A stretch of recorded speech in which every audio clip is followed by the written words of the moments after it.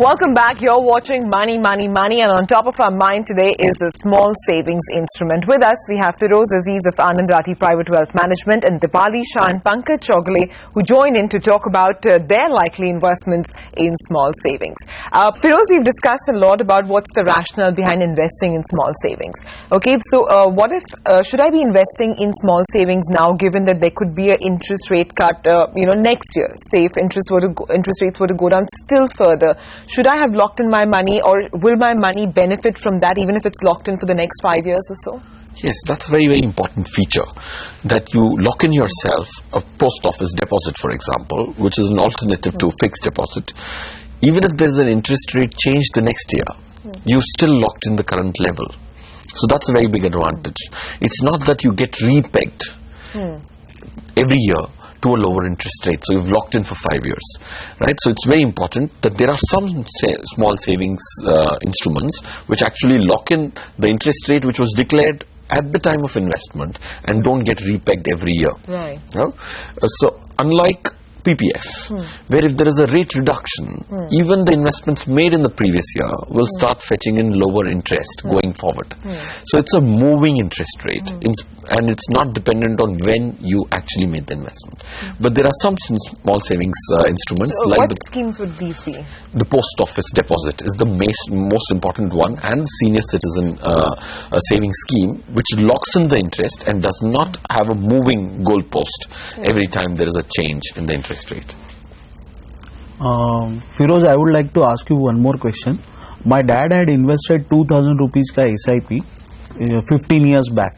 So now the value of that SIP has grown up to 34 lakhs. So can I expect such kind of lucrative returns from these schemes? First, Pankaj, congratulations. You're one of them who, your dad, of course, has made an investment consistently. I think the patience is paid off. And 2,000 rupee SIP. Now, if you look at 2,000 rupees, it's certainly categorized as a small savings. But there's a huge maturity. 34 lakhs is not a small amount of maturity by any standards. So small savings resulting in huge maturities always happens in finance because of compounding impact. But fortunately, unfortunately, compounding impact also depends on the interest per annum you earn. Since these small savings predominantly are debt instruments, would range in a return of 8 to 9.5% over long periods of time. So that kind of returns, it's very unlikely. If my maths serves me right, I would say that a 2,000 rupee SIP done in maybe a post office monthly income scheme, which could be a parallel kind of an investment, which also allows a monthly recurring investment. It's called the post office monthly income scheme. Your 2,000 rupee SIP would probably grow to 5 to 5.5 lakhs. So that's the power of equity and taking risk. As against 5.5, you've got 34 lakhs. But still, this 5.5 is very critical in the part of the portfolio because this is stable. This is negligible or no risk, right? So both of them, again, like going back to the same point, that they have a point in place, but you can't certainly expect those kind of supernormal returns. I think patience in the mutual fund category has really benefited your portfolio. This budget, there is a separate 50,000 was kept for only NPS, but I don't think there's any advantage of investing into NPS. Do you recommend NPS investments? I think firstly, like you rightly pointed out, in this budget they have kept a separate 50,000 limit only for NPS, which is a very, very big change. Because this 80CCD has everything under the sun combined to take the benefit. So somebody might be investing in PPF and exhausting that limit. Somebody would be investing in insurance and exhaust.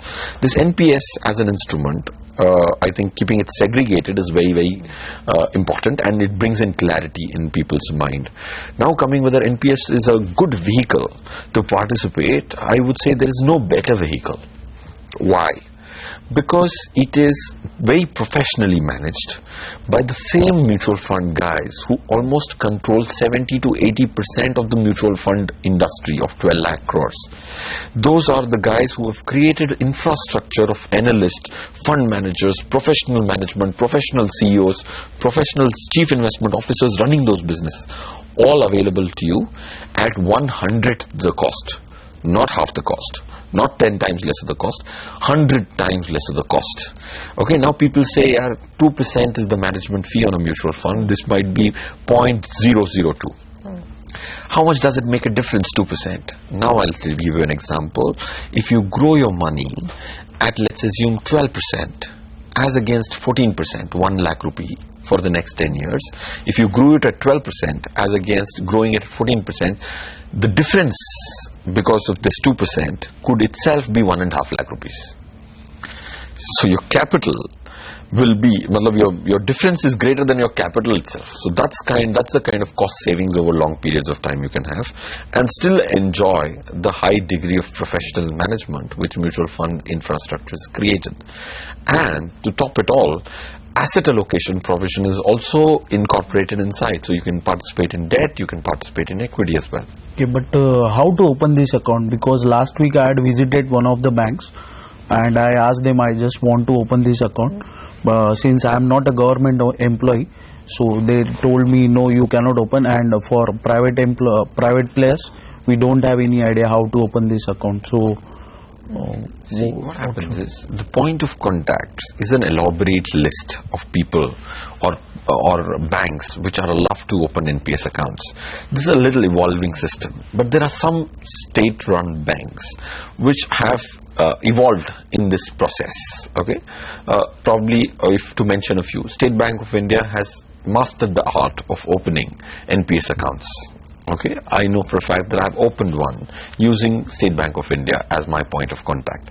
So as things progress, as more people actually after this budget look forward to more making NPS investments, I think the system will evolve itself and it will become smoother.